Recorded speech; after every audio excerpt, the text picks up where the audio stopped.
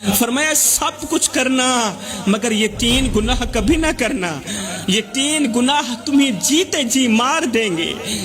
تم سانسیں تو لیتے رہو گے مگر سکون نہیں پاؤ گے. چہرے پر ہنسی تو ہوگی مگر تمہارا دل قبر سے بھی زیادہ تاریک ہوگا. پوچھا گیا یا رسول اللہ سونیا جلدی بتائیے نا وہ کون سے 3 گناہ ہیں؟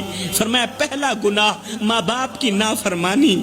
فرمایا جس نے ماں کی بات کاٹی، جس نے باپ کی بات کاٹی، اس کی قسمت رب نے خود کاٹ دی اور جڑ سے کاٹ دی.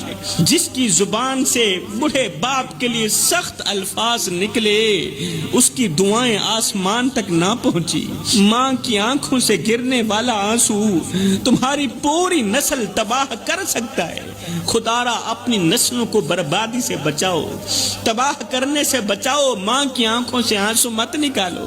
باپ کی خاموشی اگر بد دعا بن گئی تو تمہاری دعاؤں کو آسمان پر پہنچنے کا راستہ ہرگز نہیں ملے گا. جس نوجوان کی رات ماں کی فکر کے بغیر گزرے اس کی صبح کبھی روشن نہیں ہوتی.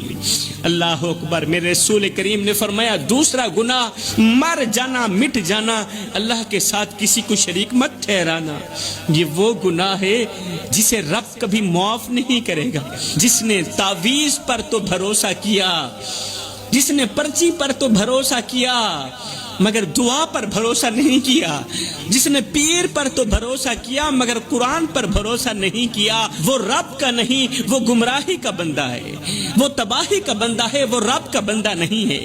رب سب کچھ برداشت کرتا ہے مگر اپنے ساتھ کسی اور کو برداشت نہیں کرتا.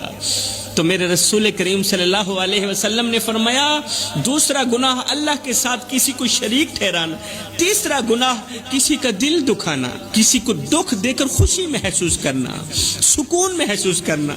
کسی کو اتنا مت ستاؤ کہ وہ اللہ کے سامنے تمہارا نام لے کر رو پڑے. کیونکہ جب مظلوم کی آہ عرش تک جاتی ہے نا تو ظالم کے محل مٹی میں ملا دیے جاتے ہیں، پھر طاقتوروں کے محل مٹی میں ملا دیے جاتے ہیں. جب مظلوم کی آہ عرش تک جاتی ہے، وہ آنکھ جو رات کے اندھیرے میں بہتی ہے، وہ دل جو بے آواز تڑپتا ہے، وہ لب جو کچھ نہیں کہتے مگر خاموشی سے بد دعا ہی دیتے رہتے ہیں، قسم ہے اللہ پاک کی ان کی فریاد عرش کا دروازہ جا کھٹکھٹاتی ہے اور اپنی بات منوا کر ہی دم لیتی ہے. ایسے مظلوموں کا رونا، ایسے دکھیارے لوگوں کا رونا اللہ سے اپنی بات منوا کر ہی دم لیتے ہیں. تمہارے رویے، تمہارے الفاظ، تمہاری بے حسی ایک دن تمہارے ہی خلاف گواہی بن جائے گی. اس سے پہلے کہ کسی کی سستی تمہارے لیے لعنت بن جائے فرمایا رک جاؤ، سنبھل جاؤ. اس سے پہلے رک جاؤ، سنبھل جاؤ.